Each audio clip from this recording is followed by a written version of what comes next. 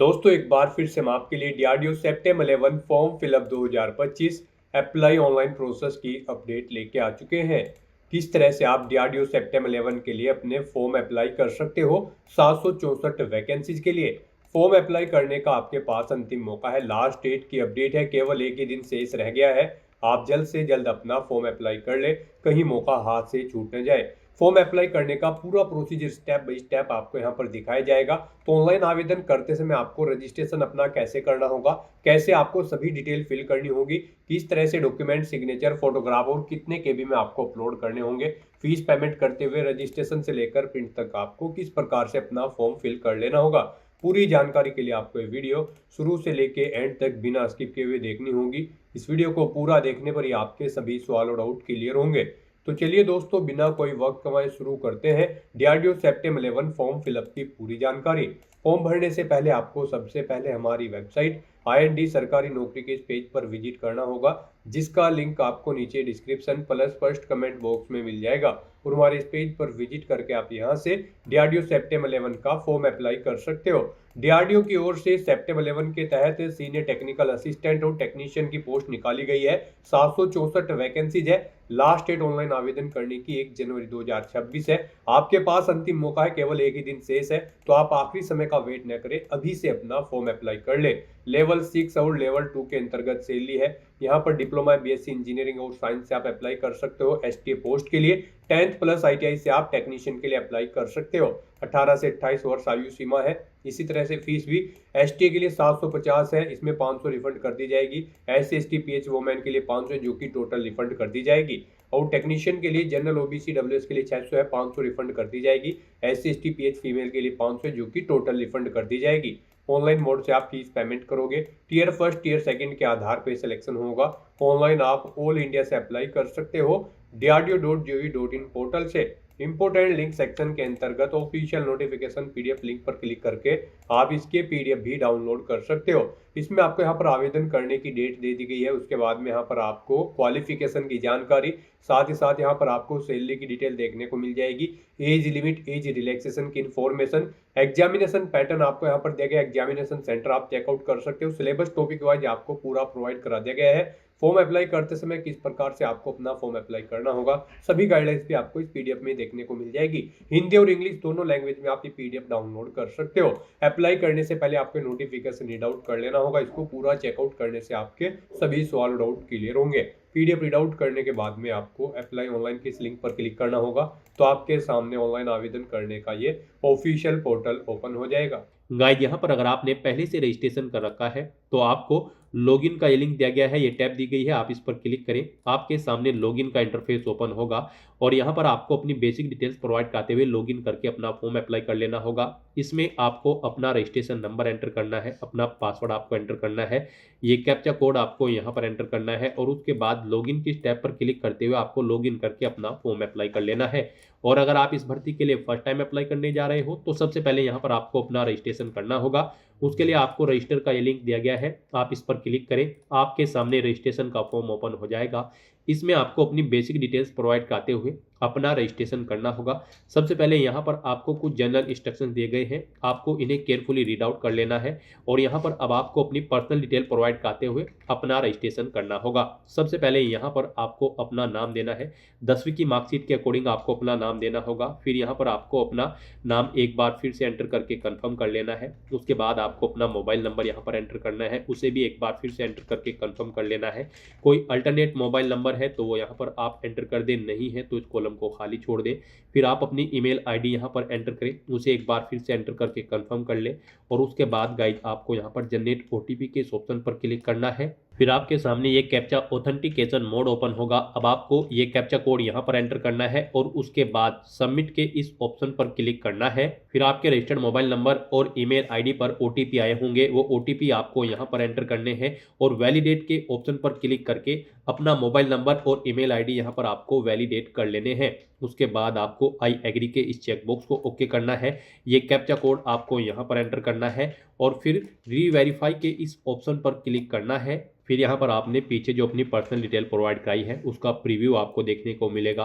आपको इनके सामने इन चेकबॉक्सेस को ओके करना है और उसके बाद सबमिट के इस ऑप्शन पर क्लिक करना है। इस तरह से यहाँ पर आपका रजिस्ट्रेशन सक्सेसफुली कंप्लीट हो चुका है। आपको एक रजिस्ट्रेशन नंबर और पासवर्ड आपके रजिस्टर्ड मोबाइल नंबर और ईमेल आईडी पर सबमिट कर दिए गए हैं। आपको उन्हें केयरफुली नोट डाउन करके रख लेना है फ्यूचर यूज के लिए।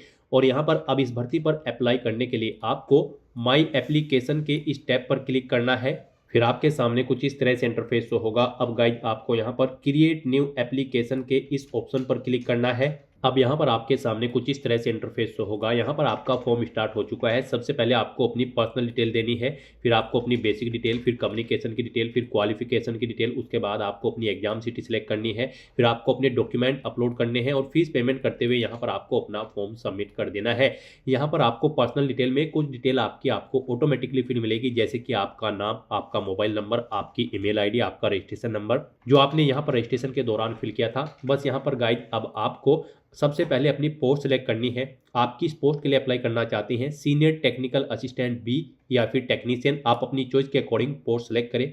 उसके बाद यहाँ पर आप उस पोस्ट की सब्जेक्ट, डिसिप्लिन या फिर ट्रेड सेलेक्ट करें जिसके लिए आप अप्लाई करना चाहते हैं। उसके बाद यहाँ पर आपको पोस्ट कोड उस पोस्ट की डिसिप्लिन के अकॉर्डिंग शो कर दिया जाएगा। फिर यहाँ पर आपको अपनी डेट ऑफ बर्थ सेलेक्ट कर लेनी है इस कैलेंडर में से। उसके बाद आपको अपना जेंडर सेलेक्ट करना है, मेल फीमेल।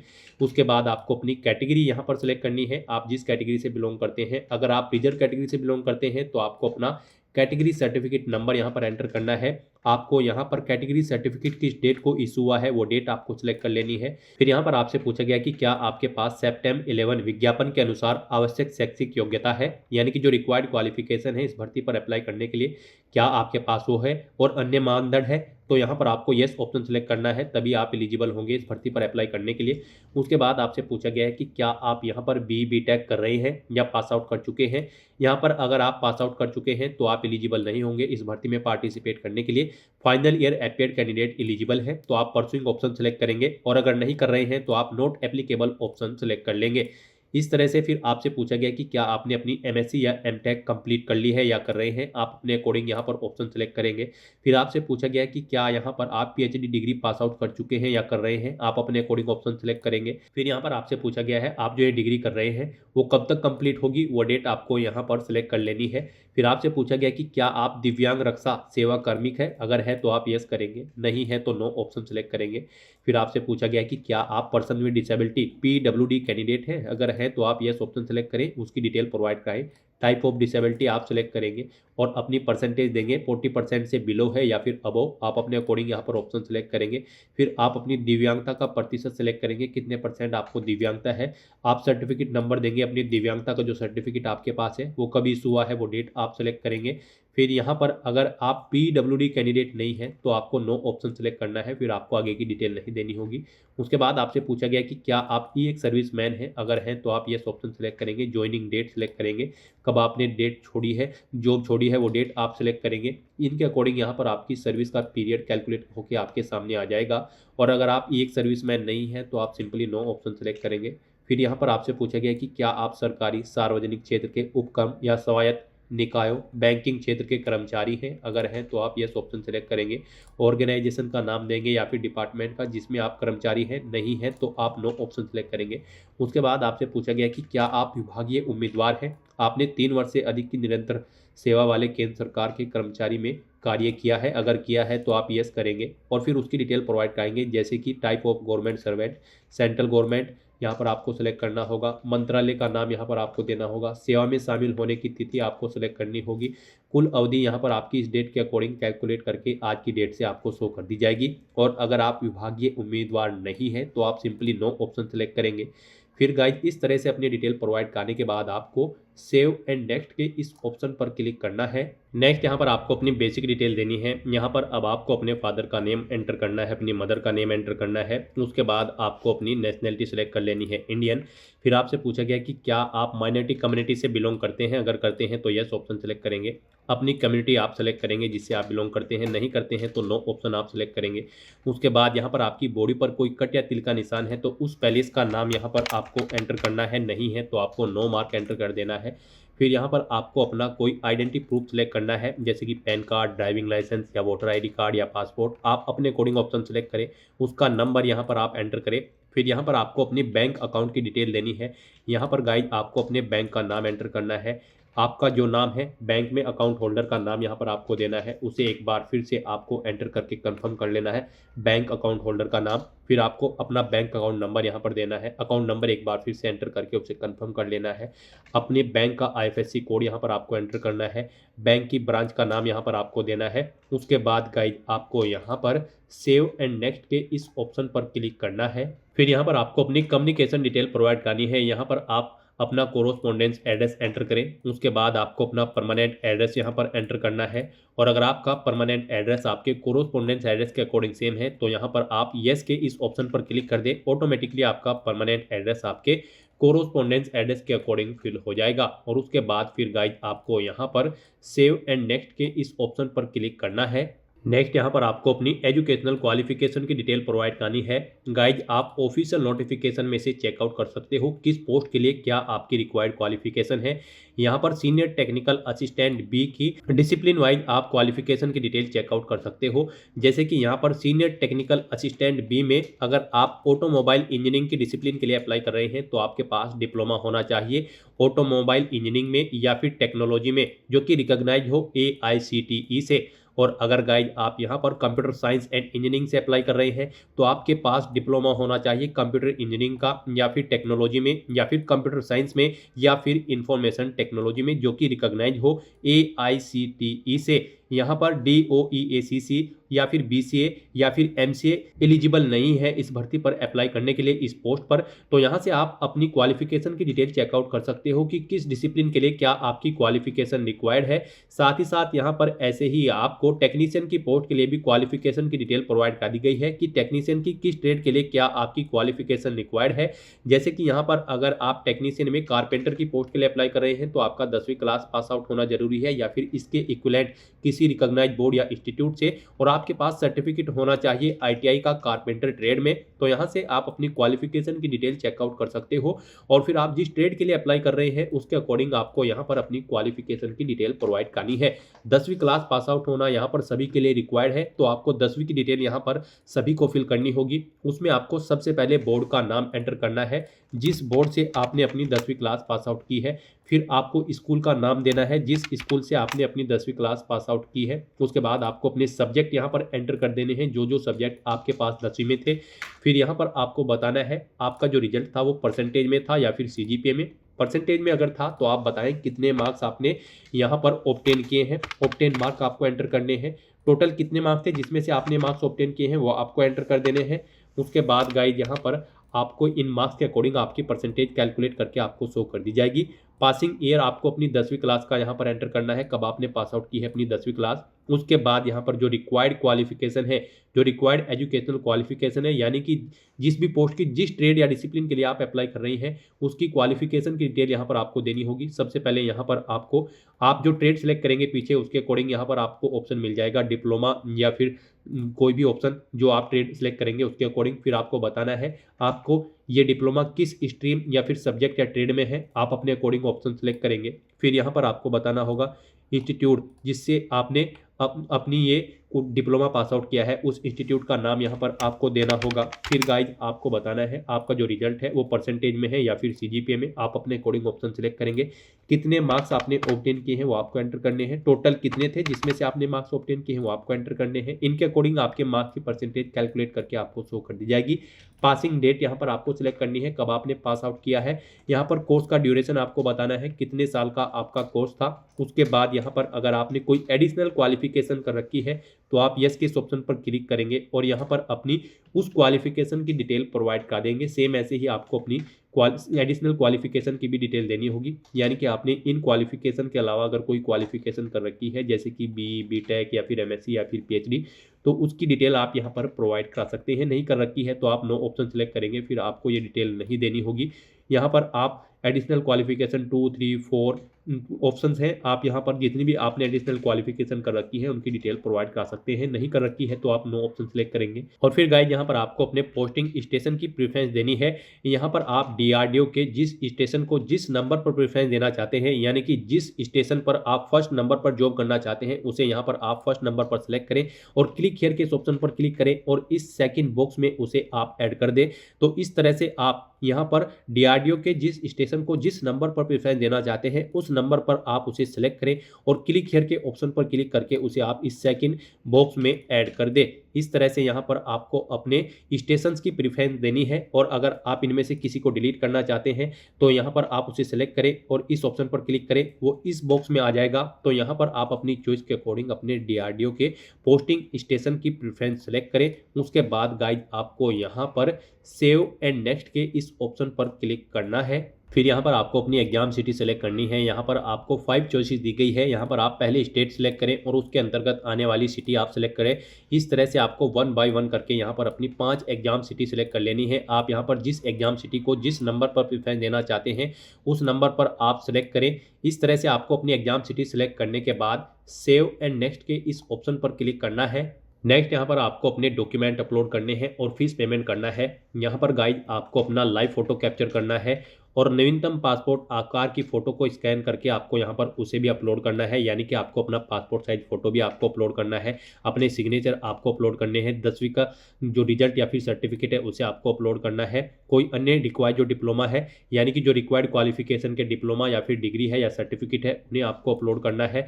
फिर आपको अपना कैटेगरी सर्टिफिकेट भी अपलोड करना है। अगर आप रिजर्व कैटेगरी से बिलोंग करते हैं तो इन डॉक्यूमेंट्स को अपलोड करने के लिए आपको क्लिक हियर टू अपलोड के ऑप्शन पर क्लिक करना है। वहाँ पर आपको गाइडलाइन दी गई है पर्टिकुलर डॉक्यूमेंट के लिए। उस गाइडलाइन के अकॉर्डिंग आपको अपने डॉक्यूमेंट अपलोड करने हैं। जैसे कि यहाँ पर अगर आप अपना लाइव फोटो कैप्चर करते हैं तो आप क्लिक हियर टू अपलोड के ऑप्शन पर क्लिक करेंगे। यहाँ पर गाइज आप click here to capture photo के ऑप्शन पर क्लिक करेंगे और अपने वेब कैमरा के थ्रू आप अपना लाइव फोटो यहाँ पर कैप्चर कर लेंगे। फोटो कैप्चर करते समय आपको कुछ चीज़ों का ध्यान रखना है। जहाँ पर आप अपना फोटो कैप्चर करेंगे वहाँ पर सिंपल वाइट बैकग्राउंड होना चाहिए आपके उस स्थान का जिस स्थान पर आप अपना फोटो कैप्चर कर रहे हैं। और आपको अपने चेहरे पर कोई मास्क या कानों में ईयरफोन्स या फिर आपको कोई अन्य चीज़ें नहीं लगानी है। और यहाँ पर आपको सीधा फॉरवर्ड कैमरे की तरफ देखना है और अपने फोटो को यहाँ पर आपको कैप्चर कर लेना है। उसके बाद यहाँ पर आपको अपना फोटो अपलोड करना है। उसके लिए भी आप क्लिक हियर टू अपलोड के ऑप्शन पर क्लिक करेंगे। Drop files here slash browse to upload के ऑप्शन पर क्लिक करेंगे। फाइल को सिलेक्ट करेंगे और अपना फोटो यहाँ पर आप अपलोड करेंगे। फोटो यहाँ पर आपका 100 KB से 200 KB के बीच में होना चाहिए। जेपीजी या फिर जेपीईजी फॉर्मेट में होना चाहिए। 200 DPI या इससे हायर होनी चाहिए। और यहाँ पर डायमेंशन उसकी 3.5 सेंटीमीटर इंटू 4.5 सेंटीमीटर होनी चाहिए। इन गाइडलाइंस के अकॉर्डिंग यहाँ पर आपको अपना पासपोर्ट साइज फोटो अपलोड कर देना है। उसके बाद यहाँ पर आपको अपने सिग्नेचर अपलोड करने हैं। सिग्नेचर अपलोड करने के लिए भी आप क्लिक हियर टू अपलोड के ऑप्शन पर क्लिक करेंगे। Drop files here slash browse to upload के ऑप्शन पर क्लिक करेंगे। सिग्नेचर आपके 80 KB से 150 KB के बीच में होने चाहिए। जेपीजी या फिर जेपीईजी फॉर्मेट में होने चाहिए। व्हाइट पेपर पर ब्लैंक या फिर ब्लू इंक पेन से आपको अपने सिग्नेचर करने होंगे और उस फाइल को यहाँ पर आपको अपलोड कर देना होगा। फिर यहाँ पर आपको अपने जो बाकी के डॉक्यूमेंट अपलोड करने हैं वो गाइज आपको यहाँ पर 100 KB से 1 MB के बीच में अपलोड करने हैं। वो जेपीजी या फिर जेपीईजी या फिर PDF फॉर्मेट में होने चाहिए। आप drop files here slash browse to upload के ऑप्शन पर क्लिक करें, फाइल को सिलेक्ट करें और अपने इन डॉक्यूमेंट्स को यहाँ पर आप 1 बाय 1 करके अपलोड कर दें। फिर आपके सामने यहाँ पर व्यू का लिंक आ जाएगा। आपको उस लिंक पर क्लिक करके अपने डॉक्यूमेंट्स को व्यू कर लेना है। इस पेज को नीचे स्क्रॉल डाउन करना है और अपना फीस पेमेंट यहाँ पर आपको करना है। आपकी कैटेगरी के अकॉर्डिंग यहाँ पर आपको एप्लीकेशन फीस का अमाउंट देखने को मिल जाएगा। गाइस यहाँ पर STA-B के लिए अगर आप general OBC EWS category candidate हैं तो आपको 750 रुपये फीस जमा करानी होगी। SC ST PH या फिर वुमेन कैंडिडेट के लिए 500 रुपये फीस है, लेकिन इनकी फीस यहाँ पर रिफंड कर दी जाएगी बाद में। और यहाँ पर अगर आप टेक्नीशियन A के लिए अप्लाई कर रहे हैं तो जनरल OBC EWS कैंडिडेट के लिए 600 रुपये फीस रहेगी। SC ST PH women candidate के लिए 500 रुपये फीस रहेगी। इनकी पूरी की पूरी फीस यहाँ पर बाद में रिफंड कर दी जाएगी जब आप यहाँ पर कंप्यूटर बेस्ड टेस्ट में पार्टिसिपेट कर लेंगे। उसके बाद आपकी फीस यहाँ पर रिफंड कर दी जाएगी। फीस का अमाउंट आपको ऑनलाइन मोड से जमा कराना है, debit card, credit card, net banking या फिर UPI के माध्यम से। तो यहाँ पर अब आपको आपकी कैटेगरी के अकॉर्डिंग एप्लीकेशन फीस का अमाउंट देखने को मिल जाएगा। अब आपको यहाँ पर डिक्लेरेशन सेक्शन में आना है और यहाँ पर आपसे कहा गया है कि आप वेबसाइट पर अपने विवरण के साथ अपने स्कोर और परीक्षा के रैंक को प्रकाशित करने के लिए अपनी सहमति देते हैं। तो यहाँ पर आपको यस ऑप्शन सेलेक्ट करना है। फिर आपको घोषणा पत्र में आना है, आप घोषणा करते हैं या करती हैं। आपको इन चेकबॉक्सेस को ओके करना है। इन डिटेल्स को रीड आउट करने के बाद उसके बाद आपको इस पेज को नीचे स्क्रॉल डाउन करना है और फिर गाइड आपको प्रीव्यू के ऑप्शन पर क्लिक करके अपने एप्लीकेशन फॉर्म का प्रीव्यू चेकआउट कर लेना है। कहीं पर कोई मिस्टेक है तो आप बैक बटन पर क्लिक करके एडिट कर सकते हैं और अगर सभी चीजें ओके हैं तो बस यहाँ पर अब आपको सबमिट के इस ऑप्शन पर क्लिक करना है। अब यहाँ पर आपको अपना फीस पेमेंट करना है। आप debit card, credit card, net banking या फिर यूपीआई के माध्यम से अपना फीस पेमेंट कर सकते हैं। यूपीआई यहाँ पर आपके लिए सबसे बेस्ट और ईजी ऑप्शन रहेगा, तो आप यूपीआई के इस ऑप्शन पर क्लिक करें। इसमें भी आप दो तरह से अपना फीस पेमेंट कर सकते हैं, अपनी यूपीआई आईडी के थ्रू या फिर क्यूआर कोड को स्कैन करते हुए। अगर आप यूपीआई आईडी ऑप्शन सेलेक्ट करते हैं तो यहाँ पर आपको अपनी यूपीआई आईडी एंटर करनी है और फिर वैलिडेट यूपीआई आईडी के इस ऑप्शन पर क्लिक करके आपको अपना फीस पेमेंट कर देना है। और अगर आप क्यूआर कोड के थ्रू अपना फीस पेमेंट करना चाहते हैं तो आप यूपीआई क्यूआर के इस ऑप्शन पर क्लिक करेंगे और अपना फीस पेमेंट करेंगे। फिर आपके सामने ये क्यूआर कोड शो होगा, आप इसे अपने यूपीआई से स्कैन करें और अपना फीस पेमेंट कर दें। सक्सेसफुली फीस पेमेंट करते ही यहाँ पर आपका फॉर्म सबमिट हो जाएगा। उसके बाद आपको उसका एक हार्ड कॉपी प्रिंट आउट ले लेना है फ्यूचर यूज के लिए, फ्यूचर रेफरेंस के लिए। और आप अपने डैशबोर्ड में जाकर भी चेकआउट कर सकते हो कि आपका फॉर्म सबमिट हो चुका है या फिर नहीं, और वहां से भी आप अपने फॉर्म का एक हार्ड कॉपी प्रिंट आउट ले सकते हैं। तो दोस्तों ऐसे आप डीआरडीओ सेप्टेम 11 के लिए अपने फॉर्म अप्लाई कर सकते हो बिना कोई मिस्टेक किए हुए। आज की इस वीडियो में बस इतना ही। आई होप ये वीडियो आपको पसंद आई होगी। अगर पसंद आई हो तो इसे लाइक और शेयर करें। चैनल पर नए हो तो इसे सब्सक्राइब कर लें। Thanks for watching.